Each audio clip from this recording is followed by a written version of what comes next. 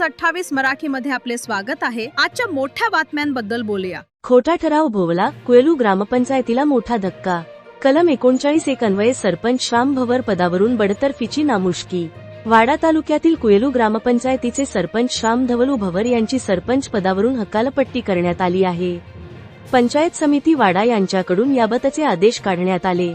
विठ्ठल गोरे व ग्रामस्थांच्या तक्रारीवरून महाराष्ट्र ग्रामपंचायत अधिनियम 1958 चे कलम 39(1) अन्वये कारवाई करण्यात आली।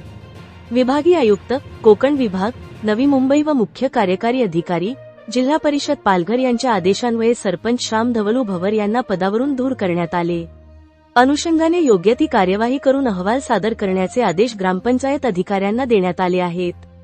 एक विभागीय आयुक्त कोकण विभाग पत्र क्रमांक 20 कार्य 13 ग्राप कोयलू I21113/7/2025 दिनांक 1/8/2026 2 मुख्य कार्यकारी अधिकारी जीप पालघर पत्र क्रमांक 5 ग्राप कार्य 5 वाशी 170/2026 दिनांक 5/2026 शिवकृपा प्रायव्हेट लिमिटेड कंपनी बाबत ग्रामसभेत चर्चा न होताच खोटा ठराव मंजूर केल्याप्रकरणी जसे की 18 मार्च 2025 रोजी ग्रामसभेत कंपनीकडून ध्वनी वायू प्रदूषण नियंत्रणाचे नियम पाळले जात असल्याचा व कोणतेही तक्रार नसल्याचा खोटा ठरवून नोंदवण्यात आला।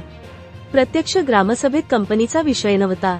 सरपंचांनी अधिकाऱ्यांवर दबाव आणून खोट्या ठरावाची नोंद घेतली आणि याचाच परिणाम तक्रारीत झाला आणि सरपंचावर बडतर्फीची कारवाई करण्यात आली आहे।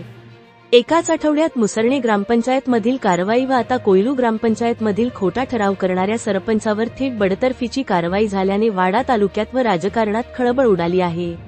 वार्ताहर न्यूज 28 मराठीसाठी किरण दुपारे, पालघर जिल्हा ज्युनियर रिपोर्टरची रिपोर्ट।